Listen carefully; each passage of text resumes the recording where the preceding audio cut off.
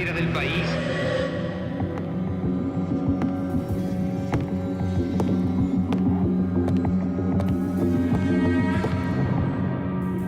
Este capítulo de nuestra historia comienza con la llegada al poder de la oligarquía conservadora y termina cuando el primer líder de masas del siglo XX es elegido presidente. Pero antes hagamos un pequeño repaso, recorramos la línea de tiempo.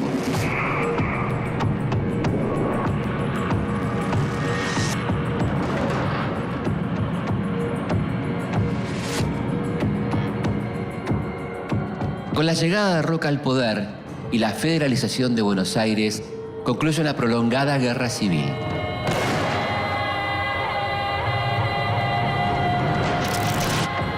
Argentina logró la organización institucional del país. Se incorporó a la economía mundial como exportador de materias primas y consiguió la ocupación de todo el territorio.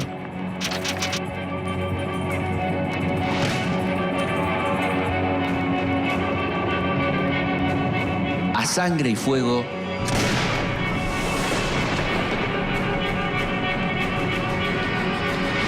se ha conformado el Estado Nacional.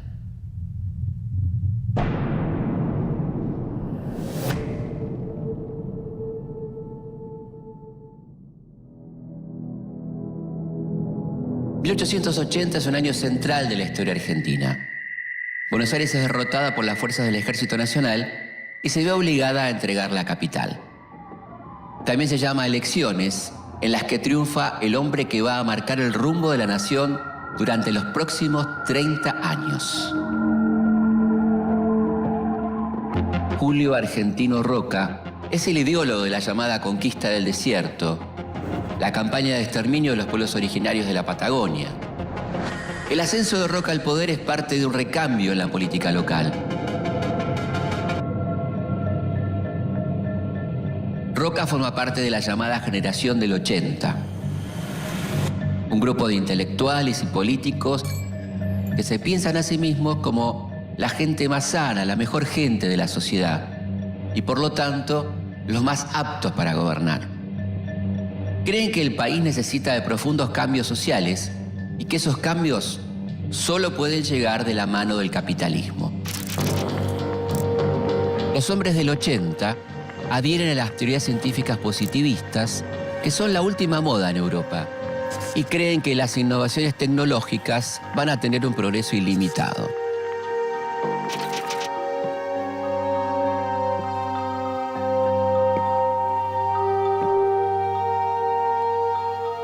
Sienten un profundo desprecio por las clases populares y piensan que el progreso solo es posible bajo un rígido orden social. Los conservadores tienen su propio partido, el PAN, Partido Autonomista Nacional, y su propio lema, paz y administración, aunque en realidad solo buscan mantener la paz para hacer buenos negocios. Mientras tanto, en Europa, el desarrollo del transporte terrestre y marítimo produce un movimiento impensado poco tiempo atrás. Ahora, las clases trabajadoras pueden emigrar de un continente a otro en busca de mejores condiciones de vida.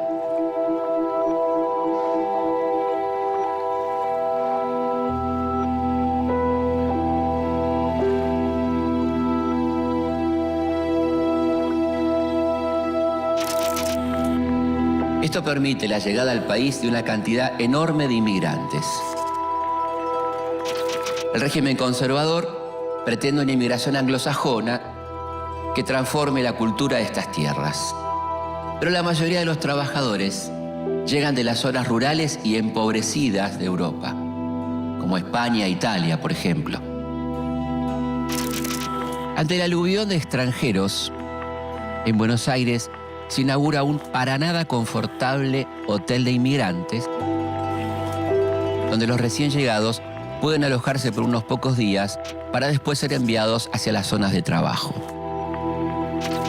Durante la presidencia de Roca, aumentan las inversiones extranjeras en nuestro país sobre todo las británicas. Inglaterra pone el ojo en las tierras, los bancos, los frigoríficos y los ferrocarriles. En poco tiempo, se duplican los kilómetros de vías férreas que terminan su recorrido en el puerto de Buenos Aires para que nuestras carnes, cereales y cueros sean exportados a Europa.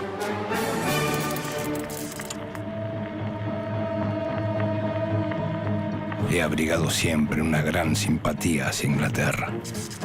La República Argentina, que será algún día una gran nación, no olvidará jamás que el estado de progreso y prosperidad en que se encuentra en estos momentos se deben en gran parte al capital inglés. Son los años de consolidación del modelo agroexportador. Argentina se integra a la economía mundial como proveedor de materias primas, pero sin desarrollo industrial y, por lo tanto, importador de productos manufacturados. Este modelo ubica al país entre los más ricos del mundo, situación que solo beneficia a una minoría de comerciantes y grandes terratenientes y que, o casualidad, pertenecen a ese partido conservador. Muchos inmigrantes vienen atraídos por la posibilidad de acceder a la propiedad de la tierra, pero cuando llegan, solo consiguen un empleo como peones, capataces o jornaleros.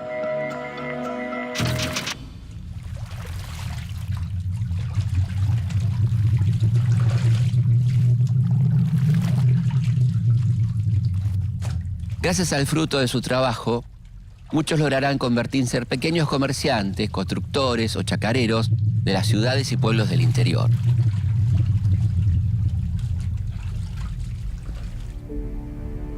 Como presidente, Roca plantea grandes avances en materia civil, educativo y económico.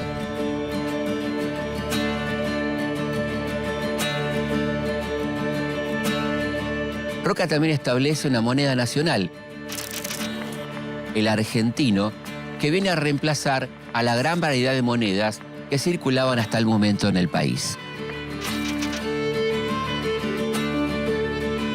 Durante el mandato de Roca, también se crea el registro civil, que pasa a controlar los nacimientos, defunciones y casamientos, tareas que hasta ese momento estaban en manos de la Iglesia.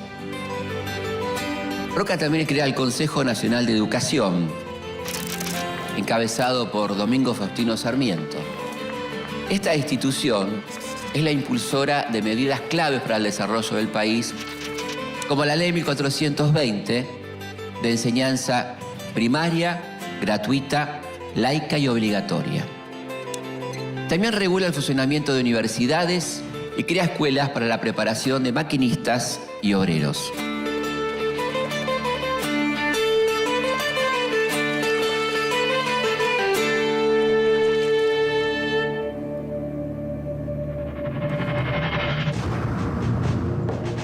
Los miembros de la generación del 80 creen que las mayorías populares no están preparadas para ejercer los mismos derechos que ellos. Cuando llegan las elecciones de 1886, Roca elige como sucesor a su concuñado, Miguel Juárez Celman. Y no hay mucho más para decidir.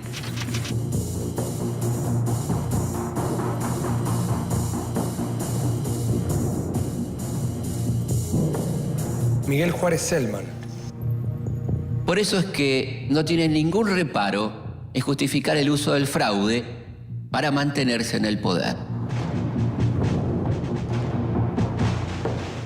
Miguel Juárez Celman. No creo en el sufragio universal.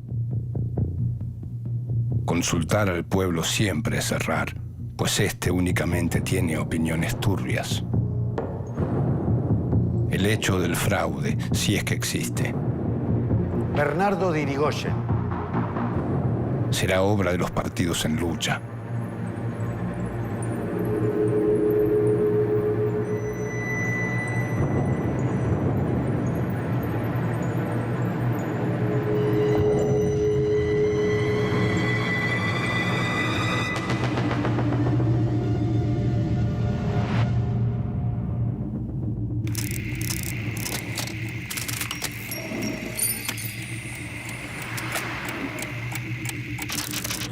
Como presidente, Miguel Ángel Juárez Celman lleva adelante una política liberal sin intervención del Estado.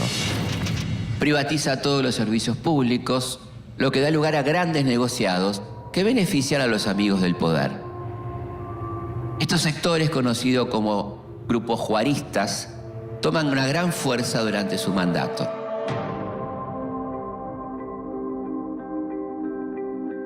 Todo esto sucede en un contexto de una alta inflación y una caída de los precios internacionales. El país se encuentra en una gran crisis. El pago de la deuda externa se hace insostenible, la desocupación se generaliza y se complica la situación de los trabajadores.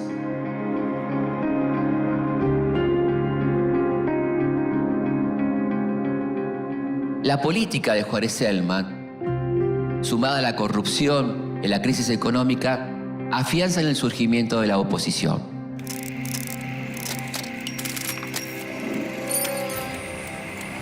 La nueva fuerza está integrada por grupos muy heterogéneos que habían quedado al margen del poder y se unen bajo el nombre de Unión Cívica. Rápidamente se convierte en la primera amenaza a la hegemonía del PAN. Uno de sus máximos referentes es un apasionado abogado y orador de barricada.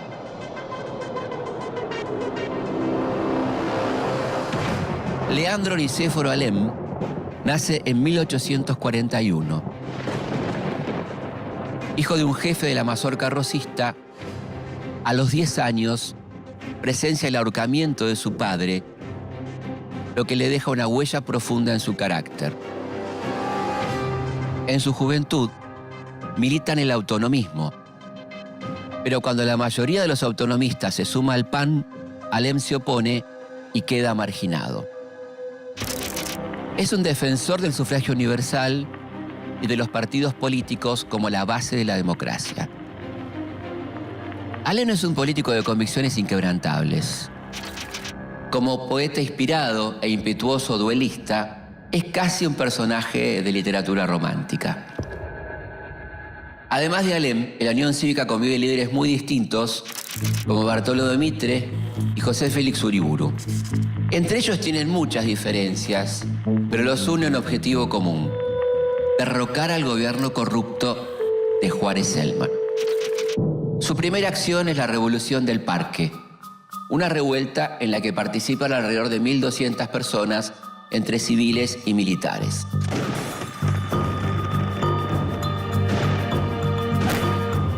Ni en Europa ni en América podía encontrarse en estos tiempos un gobierno que se le parezca. La codicia ha sido su inspiración. La corrupción ha sido su medio.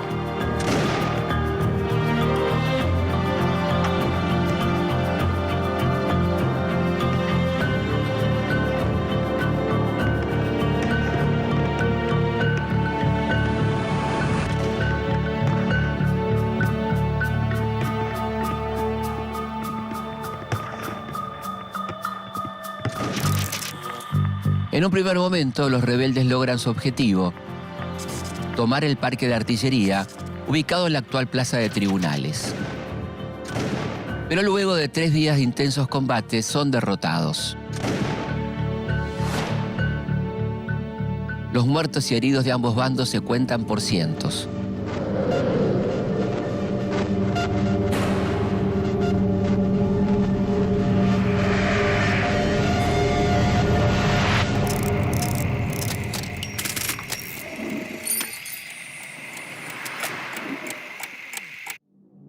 La Revolución del Parque es controlada, pero la figura de Juárez Celman se ha debilitado y se ve obligado a renunciar.